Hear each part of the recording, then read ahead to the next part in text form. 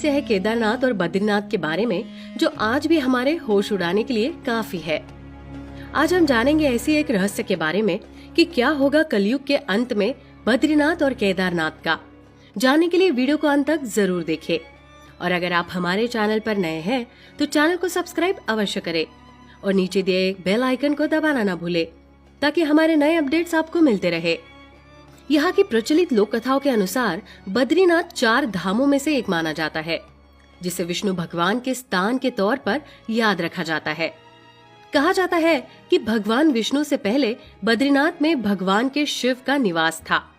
कहते हैं कि भगवान शिव बद्रीनाथ में माता पार्वती के साथ निवास करते थे। एक बार विष्णु जी बद्रीनाथ आए। उन्हें ये जगह इतनी पसंद आई कि उन्होंने इसे अपना बनाने का विचार किया। विष्णु भगवान ने बच्चे का रूप लिया और जोर जोर से रोने लगे। पार्वती माता बच्चे का रोना सुनकर भावुक हो गई और शिव जी के लाख समझाने पर भी उसे अपने घर ले आई।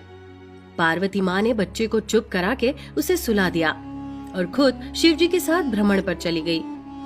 विष्णु जी ने मौके का फायदा उठाकर दरवाजा बंद कर दिया और शिव जी से कहा कि वो बद्रीनाथ छोड़कर केदारनाथ चले जाए, क्योंकि अब वो बद्रीनाथ छोड़कर नहीं जाएंगे।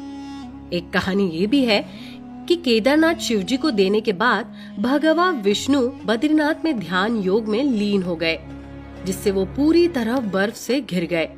तब लक्ष्मी माता ने बेर यानी बद्री का पेड़ बनाकर उनकी बर्फ से रक्षा की थी। उन्हीं के नाम पर इस जगह को बद्रीनाथ कहा गया, क्योंकि लक्ष्मी बद्री के पेड़ के रूप में यहाँ बसती है और विष्णु उनके नाथ है, यानी बद्री के नाथ।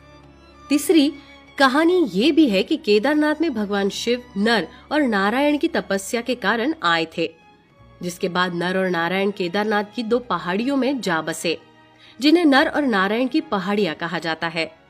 कहा जाता है कि इन पहाड़ियों में विष्णु अवतार नर और नारायण युगों युगों से तपस्या कर रहे हैं और कलयुग के अंत तक तपस्या करते रहेंगे। कहते हैं कि केदारनाथ में विष्णु भगवान नर नारायण रूप में तपस्या करते हैं और बद्रीनाथ में वो विश्राम करते हैं। कलयुग के अंत में ये केदारनाथ और बद्रीनाथ और केदारनाथ आपस में मिल जाएंगे। नर और नारायण की पहाड़ियों का मिलन कलयुग के अंत का प्रतीक होगा। इससे पहले यहाँ बहने वाली गंगा नदी सूख जाएगी और इस इलाके में भूकंप और ज्वालामुखी का प्रकोप फैल जाएगा। ऐसे में बद्रीनाथ का लोप हो जाएगा और भविष्य बद्री नाम का एक नया तीर्थ अस्तित्व में आएगा।